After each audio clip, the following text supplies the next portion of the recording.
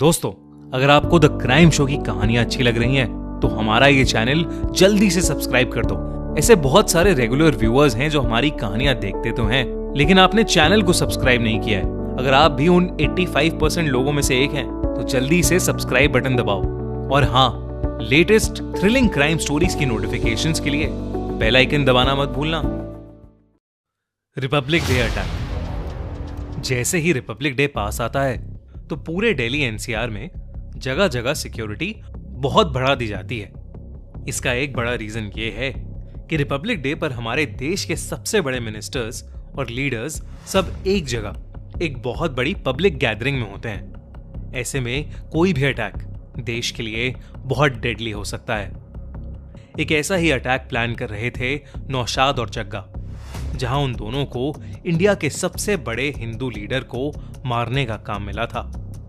जग्गा 29 साल का उत्तराखंड में रहने वाला एक लड़का था और नौशाद 56 साल का एक मिडिल एज्ड आदमी जो कई सालों से दिल्ली में रह रहा था। जग्गा और नौशाद दोनों पर पहले से कई केसेस दर्ज थे और वो दोनों ही पुलिस की गिरफ्त से फरार एक बहुत बड़े प्लान का हिस्सा बन गए थे। जग्गा एक गरीब परिवार का लड़का था। बड़े होते होते उसकी मुलाकात कुछ गुंडे मवालियों से हो गई और देखते ही देखते उसका झुकाव खालिस्तानी आइडियोलॉजी की तरफ बढ़ने लगा और वो एक कनाडा बेस्ड खालिस्तानी ग्रुप से भी जुड़ गया था।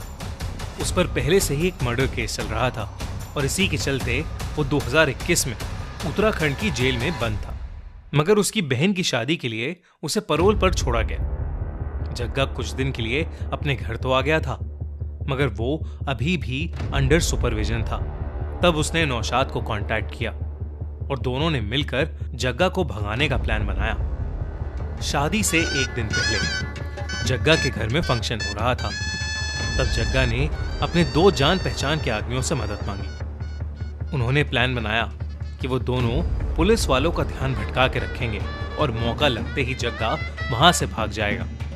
ठीक वैसा ही हुआ और मौका देखकर जग्गा अपने घर से भाग गया। कुछ दूर जाते ही जग्गा को एक गाड़ी दिखी जो कि नौशाद ने उसके लिए ही भिजवाई थी। उस गाड़ी में बैठकर जग्गा उत्तराखंड से भागकर कश्मीर पहुंच गया। नौशाद भी उस वक्त कश्मीर में ही था। नौशाद पर भी ऑलरेडी 2 मर्डर केसेस चल रहे थे और उसके घर से खतरनाक बॉम्ब्स और बारूद मिलने की वजह से वो 10 साल जेल में भी काट कर आया था। उन दोनों को कश्मीर एक स्पेशल मीटिंग के लिए बुलाया गया था। ये मीटिंग थी एक बहुत बड़े टारगेट किलिंग के असाइनमेंट के लिए, जो कि भारत के रिपब्लिक डे पर होने वाली थी। नौशाद ने वहां जग्गा को एक खालिस्तान के मिलिटेंट ग्रुप के लीडर से मिलवाया। नौशाद खुद भी एक पाकिस्तान बेस्ड मिलिटेंट ग्रुप का पार्ट था। नौशाद का मिलिटेंट ग्रुप खालिस्तान के मिलिटेंट ग्रुप के साथ मिलकर काम कर रहे थे और इस बार वो रिपब्लिक डे में इंडिया के सबसे बड़े हिंदू लीडर को मारकर सभी हिंदुओं में डर पैदा करना चाहते थे। जग्गा ने कुछ महीने कश्मीर में ही अपनी मिलिटेंट ट्रेनिंग कंप्लीट की। नौशाद उसे लेकर अपने घर जहांगीरपुरी आ गया था। वो दोनों अपने साथ 2 हैंड ग्रेनेड्स, 3 पिस्टल्स और 22 कार्ट्रिजेस लेकर आए थे। उस एरिया में रह रहे एक लड़के सुनील की नजर जग्गा और नौशाद पर पड़ गई। सुनील कुछ वक्त पहले ही दिल्ली पुलिस के स्पेशल सेल का खबरी बना था। जब से नौशाद जेल से छूटा था, तब से सुनील उस पर अपनी कड़ी नजर रखता था। जब उसने देखा कि नौशाद एक रात दबे पांव लौटा था, वो भी एक अनजान आदमी के साथ, तो सुनील समझ गया था कि कुछ तो गड़बड़ जरूर है। सुनील ने दिल्ली पुलिस के स्पेशल सेल को तुरंत ही अपडेट भेज दी और उसे नौशाद और जग्गा की सभी एक्टिविटीज पर नजर रखने को बोला गया। एक दिन जब नौशाद और जग्गा झुग्गी से कुछ ही दूर चाय पीने गए, तब जग्गा ने नोटिस किया कि वो जहां भी जाते सुनील उनके आसपास पहुंच जाता।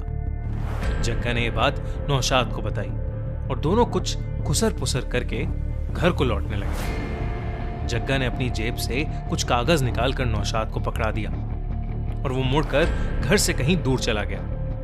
नौशाद अपनी झुग्गी के अंदर गया और 2 मिनट बाद ही बाहर आ गया। उसने झुग्गी बंद की और वो भी उसी तरफ चला गया जहां जग्गा गया था। ये सब सुनील कुछ दूर से देख रहा था।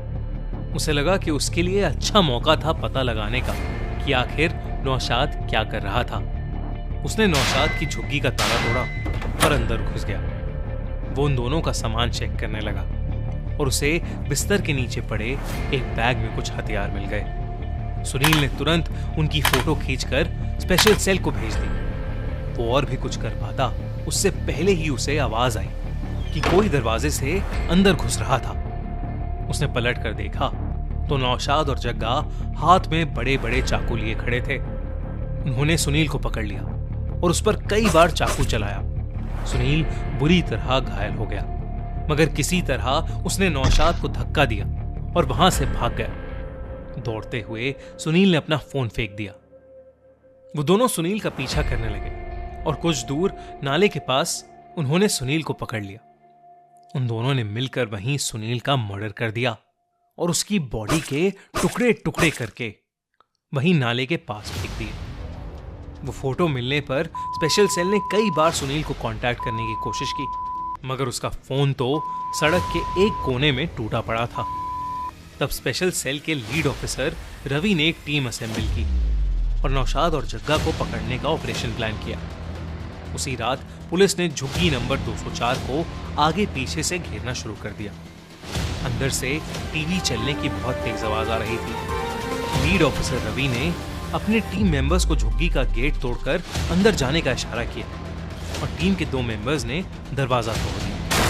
अंदर जाते ही रवि ने देखा कि झुग्गी के अंदर नौशाद और जग्गा बैठे थे, जो कि पुलिस के आते ही इधर उधर दौड़ने लगे। मगर पुलिस ने एरिया को हर तरफ से घेरा हुआ था और इसी वजह से दोनों जल्द ही पकड़े गए। इन्वेस्टिगेशन में दोनों ने रिवील किया कि रिपब्लिक डे पर उन्हें एक बड़े हिंदू लीडर की टारगेट किलिंग का असाइनमेंट दिया गया था। उन्होंने साथ ही सुनील के बारे में भी पुलिस को बताया। जग्गा और नौशाद को यूएपी यानी अनलॉफुल एक्टिविटीज प्रिवेंशन एक्ट के तहत बुक किया गया और उन पर सुनील के मर्डर का चार्ज भी लगाया गया। हमारे जाबाज पुलिस ऑफिसर्स ने रिपब्लिक डे पर एक बहुत बड़ा क्राइम होने से बचा लिया। मगर इस तरह के टेररिस्ट ऑर्गेनाइजेशंस हर वक्त हमारे देश में डिस्टर्बेंसेस क्रिएट करने के प्लान्स बनाते रहते हैं। इन सभी को ट्रैक करना, पकड़ना और हमारी रक्षा करना एक बहुत ही चैलेंजिंग रिस्पॉन्सिबिलिटी है, जिसे हमारे देश की फोर्सेस बेहद जाबाज और निडर तरीके से निभाती हैं। इस रिपब्लिक डे को हम डेडिकेट करते हैं हमारे देश की सिक्योरिटी फोर्सेस को। क्राइम शो बाय खूनी मंडी की तरफ से उन्हें सलाम और हमारी ऑडियंस को a very happy Republic day.